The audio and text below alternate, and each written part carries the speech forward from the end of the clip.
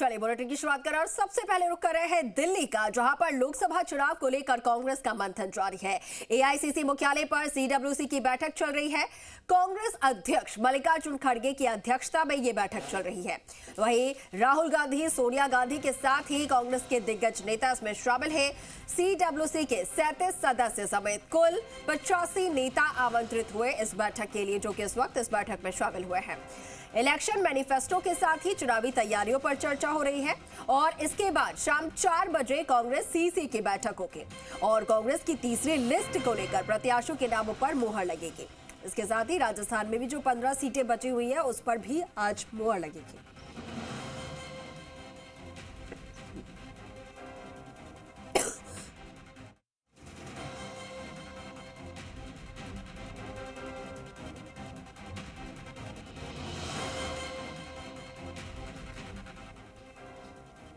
और हमारे सहयोगी निजाम जो है वो लगातार इस खबर पर नजर बनाए हुए हैं, अपडेट्स हम तक पहुंचा रहे हैं। इस वक्त हमारे साथ लाइव जुड़ चुके हैं निजाम, बैठक जारी है, खास तौर पर मैनिफेस्टो और बाकी की जो बची हुई सीटें हैं उसको लेकर आज मुहर लगेगी। हालांकि वो शाम को सीसी की बैठक को ले रहे, लेकिन उससे पहले कांग्रेस की मैनिफेस्टो में क्या कुछ चीजें जो है प्रमुखता से शामिल की जाएगी, क्या कुछ मुद्दे रहेंगे, इसको लेकर चर्चा हो रही है। आपसे जानना चाहेंगे क्या कुछ मुद्दे जिसको मैनिफेस्टो में शामिल किया जा रहा पहली प्राथमिकता रहने वाली।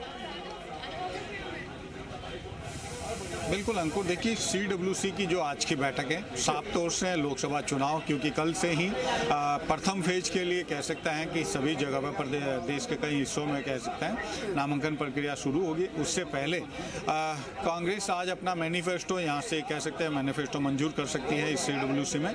और मैनिफेस्टो में यानी जो कांग्रेस का घोषणा पत्र, जिसमें कि वो पहले ही जैसे 5 जो उसके न्याय के जो स्लोगन दिए हैं उनको शामिल कर सकती हैं। 5 न्याय गारंटी जो कह सकते हैं कांग्रेस ने हाल ही में घोषणाएं की है, उन गारंटियों को शामिल करने के साथ सबसे महत्वपूर्ण बात देखिए, इसके पी चिदम्बरम जो है वो मैनिफेस्टो कम्युनिटी के सबसे चेयरमैन है, प्रमुख है, और इसके साथ ही संयोजक के रूप में टीएस देव है।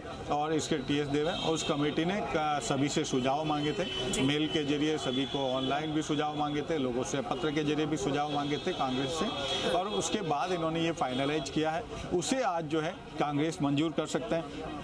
देखिए इसमें सबसे ज़्यादा जो अगर बात की जाए तो जो कांग्रेस की गारंटी है, 5 जो गारंटी दी है, नारी न्याय, किसान न्याय, युवा न्याय, श्रमिक न्याय और हिस्सेदारी जो न्याय, वो गारंटी की जो बात है वो उसमें शामिल कर सकती है कांग्रेस। इसके साथ ही अगर बात करें जातिगत जनगणना के लिए लगभग पिछले 1.5 से 2 साल से देखिए लगातार कांग्रेस की सभी दिग्गज नेता इसको लेकर आवाज़ उठा रहे हैं। ऐसे में जातिगत जनगणना का मामला भी जो है, दावा भी जो है इस घोषणा पत्र में शामिल कर सकते हैं मैनिफेस्टो में।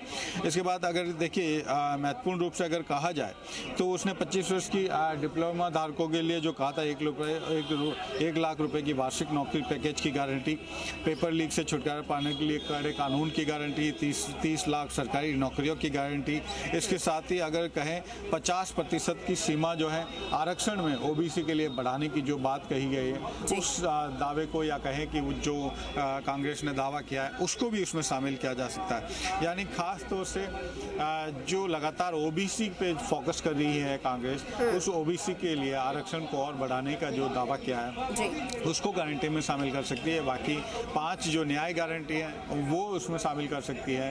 तो ये दावे कई हैं जो कांग्रेस के, वो इन मैनिफेस्टो में सामने आ सकते हैं। और इस मैनिफेस्टो के साथ ही अभी जो वर्किंग कमेटी की बैठक में संभवतया ये भी है कि जो राहुल गांधी की हाल ही में भारत जोड़ो न्याय यात्रा समाप्त हुई है, उस यात्रा को लेकर एक प्रस्ताव पारित किया जा सकता है, जिसे राहुल गांधी और उनकी टीम को धन्यवाद दिया जा सकता है इस यात्रा के लिए। तो ये एक और प्रस्ताव इस बैठक में शामिल किया जा सकता है। फिलहाल बैठक जारी है और फिलहाल मैनिफेस्टो के मुद्दे पर इस बैठक में चर्चा चल रही है। जी निजाम, देखिए जब राहुल गांधी न्याय यात्रा निकाल रहे थे तो ऐसे में कई वादे उन्होंने यहाँ पर पूरे देश की जनता से किए थे, चाहे बात हो महंगाई को लेकर या फिर अन्य मुद्दों को लेकर, जिनको वो पूरी प्रमुखता के साथ उठाते हुए नजर आए थे प्रखर होकर।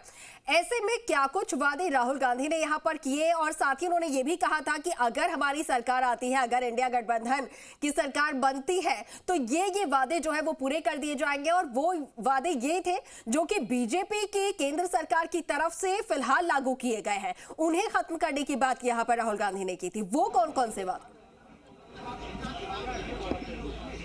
देखिए, बेशक बहुत सारे दावे किए गए हैं, चाहे वो कृषि कानूनों से जुड़ी बातें थी, उसमें भी कही गई कि एमएसपी गारंटी की बात कही गई थी कि वो एमएसपी की गारंटी करेगा और जो दूसरे कानून जो बनाए हैं वो हटाएंगे। सीए को लेकर पहले रुख साफ कर चुकी है कांग्रेस, अपनी बहुत स्पष्ट स्थिति कर चुकी है।